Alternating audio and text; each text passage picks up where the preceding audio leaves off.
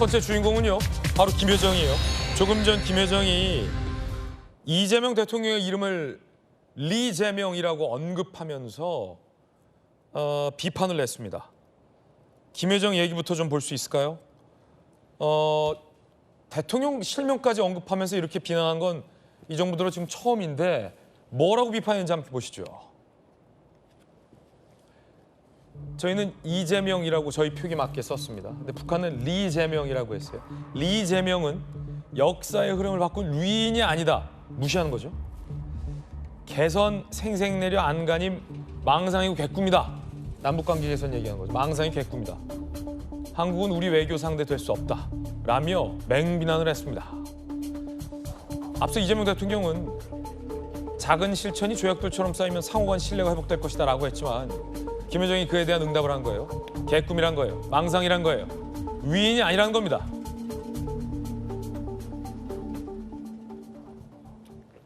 얼마 전 대통령실에서 우리 대통령실에서 대북 확성기를 100% 우리가 먼저 선의로 제거를 했습니다. 그러자 우리 대통령실과 우리 군에서는 북한도 우리를 향한 대남 확성기를 제거했다라며 북한이 호응하고 있다라는 취지의 설명을 했지만 그때 북한 김여정이 바로 논평을 내면서 우리 끌 생각도 없고 안 껐는데? 라며 개꿈 꾸지 말라라고 찬물을 끼얹은 바 있는데 그 2탄이 지금 나온 겁니다. 리재명 위인 아니다. 너무한 거 아닙니까? 양 변호사님. 이렇게 우리가 현 정부가 선의를 갖고 인내하면서 북한에게 이것저것 다 잘해주고 있는데 대통령 실명까지 언급하면서 그 똑바로 부르지 리재명이라고 하면서 역사를 바꾼 위인 아니라뇨. 너무한 거 아닙니까? 북한에 그렇게 잘해주는데? 특히 저 김여정 부부장의 저런 식의 이제 뭐 원색적인 비난 발언은 이게 뭐 특이한 일은 아닙니다. 왜냐하면 지난 윤석열 정부에서도 윤석열 대통령 전 대통령 취임하자마자 뭐 윤석열이라는 인간 자체가 싫다, 아니면 뭐 정말 무식하다, 아니면 뭐 걔는 뭐 어미도 아비도 진다는 등 정말 이거보다 훨씬 더 도가 넘어친 원색적인 비난을 해왔거든요. 하긴 뭐 삶은 소대가리 문 전 대통령을 향해서도 그렇게 얘기했잖아요. 그런 정말 뭐 인신공격까지 서슴지 않는 저런 식의 이제 북한의 어떻게 보면 나름의 이제 대외적 이제 기조 내지는 이제 뭐 나름의 이제 노선을 취하고 있는 걸로 봐요. 사실 그렇기 때문에 저는 오히려 이재명 대통령에 대해서 저 정도의 비난은 그래도 오히려 좋게 보고 있는 거다라는 생각이 들 정도로 전 정부나 전 뭐 지나친 해석 아닙니까? 오히려 그래도 지나친 장밋빛 해석 아닙니까? 그래도 뭐 아예 개꿈이라는데요? 아예 대화 자체를 끊어버릴 정도의 원색적이고 뭐 인격 모독이나 인식 모독 정도는 아니고 그냥 이제 그런 행태라든가 이제 정책에 대한 비판 정도에 그쳤기 때문에 저는 아직은 남북 간의 대화가 계속 이어질 좀 희망이나 가능성은 있다라는 보고 있고요. 네. 그리고 어쨌든 실제 파주 접경 지역에 사시는 주민분들이 어쨌든 대북 확성기를 우리가 하고 어쨌든 대남 방송도 많이 줄어서 이제 좀 잠을 편하게 자겠 몇 년 만에 푹 잤다 이런 발언도 나오고 있는 만큼 개선된 북면은 있다. 네, 충분히 그런 면에서는 어쨌든 긍정적인 면도 있기 때문에 아직 그리고 뭐 이재명 정부 지금 뭐 시작한 지 3개월도 되지 않은 상황이기 때문에 조금 더 뭐 이제 통일부라든가 이제 우리 정부의 이제 북한과의 대화 의지 그것도 북한의 태도 같은 걸 더 지켜볼 필요가 있다고 생각을 합니다. 예, 메시지가 보면 현 정부를 향해서 우리 외교의 상대가 아니다. 개꿈 망상이다. 라면서 이 개꿈이란 표현이 은근히 좀 기분 나쁜데 아니 뭐 예를 들어서 헛된 꿈 내지는 헛된 망상 이렇게 해도 충분히 그 뉘앙스를 할 수 있는데 하필 또 개꿈이라는 걸 지금 몇 번째 하는 겁니까? 지난번에도 개꿈 꾸지 마라 이랬잖아요. 대남 확성기 우리가 다 철거했다. 우리 군하고 대통령실이 성급하게 발표하면서 북한도 호응하고 있다라고 했는데 사실 알고 보니까 하나밖에 북한이 제거 안 했다면서요. 거기에 김여정이 개꿈이라고 그때도 그 표현 썼는데 은근히 기분 나빠요. 역사의 위인 아니다. 개꿈. 그냥 꿈도 아니고. 일단 김여정이 상당히 말이 거칠고 독하죠.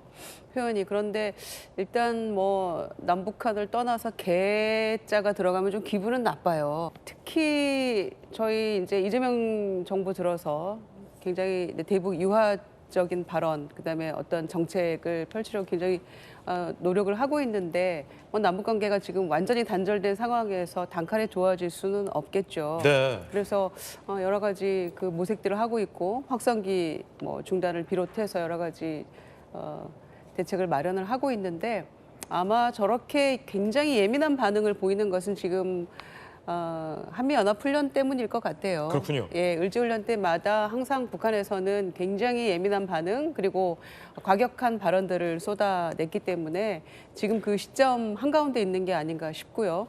특히 이제 김여정이 나서가지고 그런 발언들을 쏟아냈던 그 전례에 비추어 봤을 때는 김정은이 나서가지고 김정은 위원장이 이제 가장 뭐 적대적인 그런 의사 표명이다라고 하면서 이제 비난했고 핵 무력화 좀 더 확실하게 가겠다 이제 이런 발언까지 쏟아냈어요.